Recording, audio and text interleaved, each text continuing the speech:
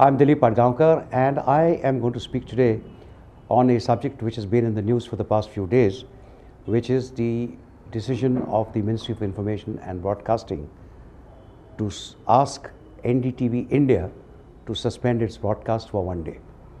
There's been a huge amount of controversy. The government's decision has been opposed by absolutely everybody working in the field of the media, with one or two exceptions, and I'll speak to you about those exceptions later. The key question is, what is the charge against NDTV India? And the charge is that NDTV India showed the operations of the Indian Army during the terror attack on the Pathankot Air Force Base. And it was felt that this kind of broadcast had compromised the security of India.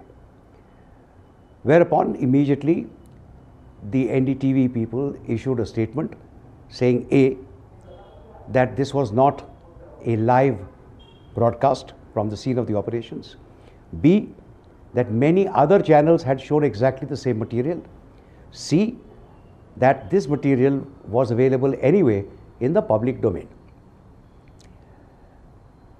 The question therefore is, why did the government pick on NDTV India? And it's not easy to answer that question because for one thing, the government also banned two other channels, one of them in Assam and another one again for showing something obscene. But this kind of balancing act was not convincing. People have asked, and people will continue to ask, what is it that compelled the Modi government and its Information Broadcasting Ministry to ask for this ban? Now, this ban, of course, has been put on hold because the matter is going to be discussed further by the ministry, and at any rate, NDTV went to the Supreme Court, and the Supreme Court has fixed a date for the hearing of the NDTV case. My own take on this is that the government committed a terrible blunder by asking NDTV India to suspend its broadcast for a day. And it was a blunder not only for the reasons that were advanced by NDTV, but also because it raises a much larger question of where the Modi government stands in relation to freedom of the media, freedom of expression, freedom of the press. And on this count, there are one or two very disturbing trends in this government. For example, the Minister of I&B, Sri Venkaiah Naidu, said that we, the government, believe in the freedom of the press, but we believe that this freedom of the press must not take precedence over the interests of the nation. The first question that arises is, who is to define what the interest of the nation is? Is it only the government of the day, or do other citizens have the right also to define what the national interest is, what the security interest is? And I say this is a disturbing trend because increasingly I find that any voice of dissent is now being dubbed more and more as an anti-national activity. It is disturbing also because it's not just a question of people being critical of the government, but also the fact that you ask certain questions of the government, that itself is seen to be an activity which they term as anti-national. And this is a trend, this is not new. This is not new. I think we have got to strike a balance here. Under the previous Congress governments, there have been several attempts, most prominently during the emergency days of 1975-77, when the press was completely controlled by the government. Subsequently, Rajiv Gandhi also made an attempt to control the press. At that time, again, the entire press fraternity protested, and that so-called bill was dropped. In this case, however, there is something more than a government not wanting to tolerate criticism. And that something more, I think, is a new definition of what constitutes nationalism. The new definition is, and I'm putting it as simply as I can, the new definition is whatever is majoritarian is nationalism, which means at the heart of it is the majority of the population in this country is a Hindu population. Therefore, what the Hindu population wants is equivalent to what the nation wants. And this, I think, is at the heart really of this whole debate on the ban now withheld on NDTV India. I go further because this is merely an incident, and I'm sure sooner or later people will forget this incident. The issues that have been raised by this decision need to be understood.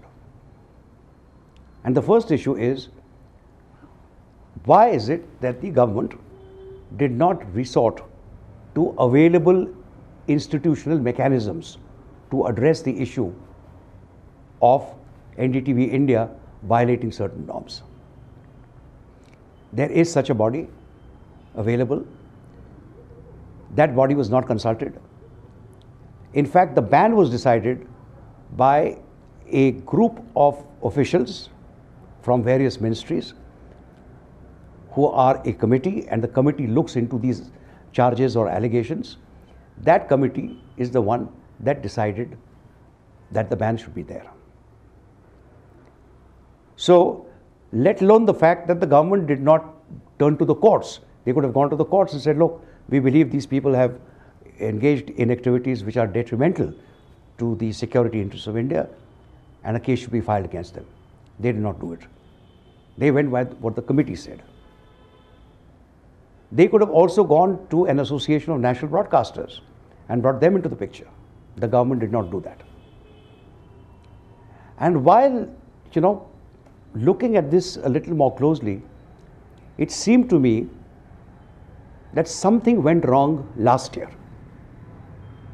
And something went wrong last year because there was a new clause that was inserted last year into a certain programming code. That programming code was accepted by all the broadcasters, and the code, it made it compulsory, therefore, that this group of officials, joint secretaries of various ministries, would be given exceptional powers to issue this ban.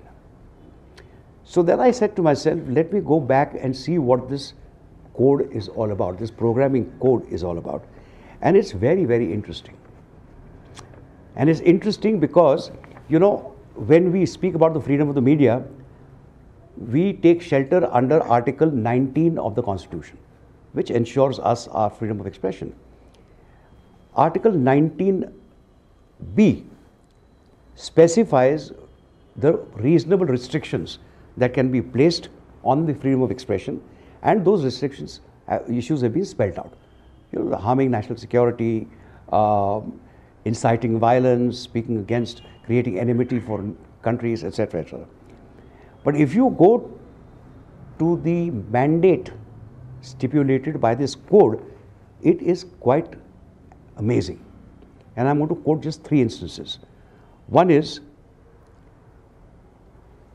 no program should, and I'm quoting, offend against good taste or decency. 2, no program should present half-truths. 3, no program should criticize any individual. And 4, no program should reflect, again I quote, a snobbish attitude in the portrayal of certain ethnic, linguistic and regional groups. This is the very broad framework of this so-called program code. Now it gives the government so much latitude, because who is to say what is in good taste and what is not? Tomorrow someone might say that you have appeared on this program without wearing a tie. Is that in good taste or not in good taste? Someone might take objection to the fact that I am addressing all of you in English when in fact I should have been talking to you in Marathi or in Hindi.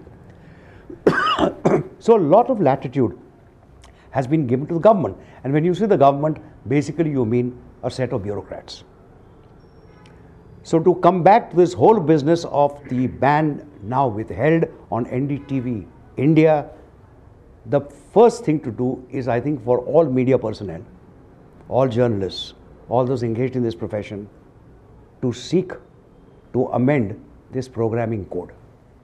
Because so long as the programming code is on the books, so long as it's been subscribed to by broadcasters, you are constantly going to get this business of a ban here, a ban there. And so far, things might change, but so far, I have not seen any professional body, whether it's the Editors Guild of India, or the Press Club of India, the Women's Press Corps, or various other press bodies across the country, raise this issue. And I think if all of us have to get together to ensure that no government is able to seek any of these clauses to impose a ban. But let me tell you, I am going to be equally critical of the media. It is all very well, we will all defend the freedom of the media, but at the same time we've got to be also looking inwards and to ask whether our media really do the kind of introspection that is required.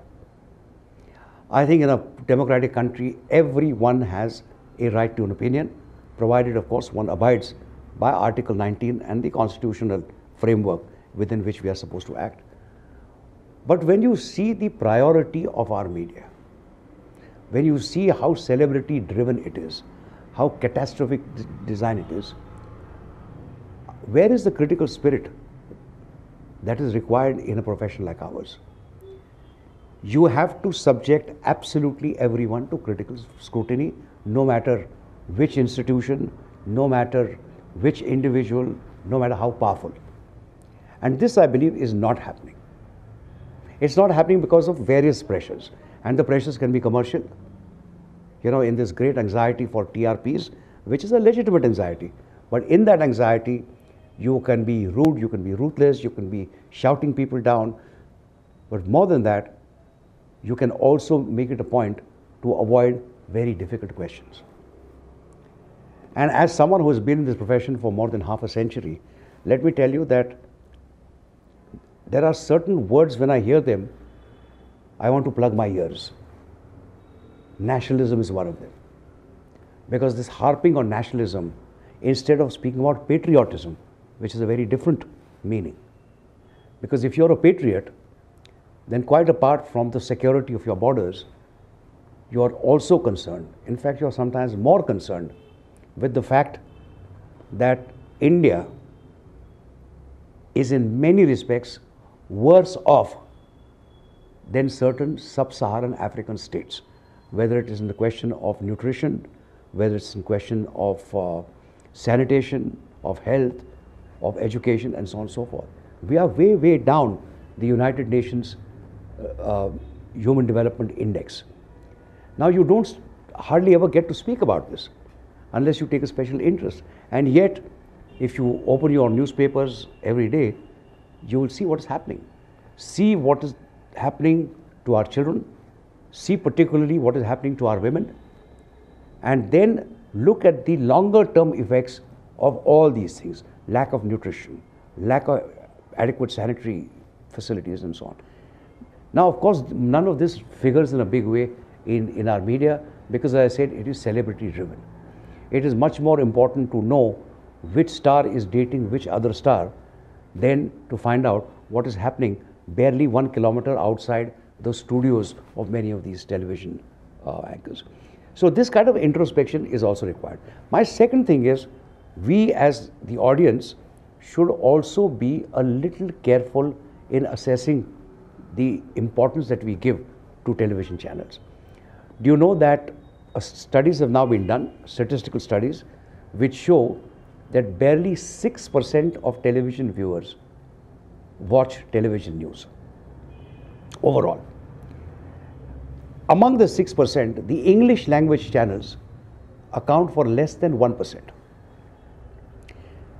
Now, the key question is that this less than 1% TV channels are shaping and influencing opinion makers and decision makers, certainly in the upper reaches of government and certainly in all the upper reaches of corporate life. That's something you have to contend with. Is this going to change? I think yes, it is going to change, because again, if you take a look at the statistics of internet penetration, of the fact that within roughly 3 years from now, most of the information, data, news, entertainment will be available to virtually 3/4 of the population on a smartphone. You will find that the entire business of the media will have changed. And the business will have changed sometimes for the worse, because all kinds of awful things are circulating in the social media, but also because in a sense there will be a democratization also of information. And therefore newer models will have to come forth. And at that time, it will be absolutely impossible for any government to try and control the flow of information. I think Mr. Venkaiah Naidu can go on and on talking about nation, nationalism, culture. Oh, that reminds me, culture. The Minister of State for Home Affairs, Mr. Kiran Rijiju, said something quite extraordinary. He said, to question the army, to question the police, to question the government is not culture. And therefore, I keep on saying, it is on the basis of questioning authority that the entire business of journalism is rooted. It is when you doubt, when you question, when you interrogate, this is when journalists do a good job. And I can tell you from my long experience that the day any politician compliments you for a good report, you should become very, very frightened. Because any compliment that you get from people in power or authority is suspect. So it's much better to keep your distance, to do your work, and it is all the more necessary to do it now in today's circumstance, when there is increasingly a polarization in our society. It's a polarization between castes and communities. It's a polarization along religious lines. It's a polarization around gender lines. It's a polarization around regional lines. And these fault lines of India's society, it seems to me, are widening rather than narrowing. And therefore, we are entering a very, very difficult phase. Now, very few media can resist these commercial pressures, and very few can resist also the political pressures. I think everyone is right to defend NDTV on this occasion, but let us not forget that NDTV too buckled under government pressure. An interview done by Barkha Dutt of Chidambaram was dropped and no explanation was given. There can be several other examples that can be cited to see how across the board various media houses are buckling to political pressure from the government. And to top it all, there is a third set kind of pressures which media faces, where any bunch of goons can say a particular film or a play or a book hurts our sentiments, ban it. We don't want Pakistani actors in our films, ban the film. And the government, instead of protecting the right of the individual to free expression, buckles into these goons. On what grounds? On grounds that preserving law and order is more important than upholding the freedom of expression. So all I can tell you is we are going through a very extremely difficult phase. The media landscape is changing by the day. Some older media houses have been left behind because they have not been able to adapt to the circumstances. Everyone from social scientists to political commentators to economists and of course to the media people will have to reckon with newer forms of protest, newer modes of expression that are coming forward. And then when we do that, you will find that there is ultimately only one thing that matters, which is credibility. The credibility of content is all that will matter sooner than later. And I can tell you, I'll want to end on this. You know, a free press can be good, it can be bad, it can be indifferent. But a controlled press is always bad. So we will have to run the risk of living with a press that is not too good, that is indifferent, that is maybe hostile, but you will still find spaces there where you can communicate on the basis of data, on the basis of fine analysis. Whereas the minute you have a controlled press, and when I say controlled, it can be controlled by corporate interests, it can be controlled by ideological groups, it can be controlled by political formations, it can be controlled by goons. So that kind of a controlled press is always bad. It is bad for a democracy, it is bad for the citizens. Thank you for your attention.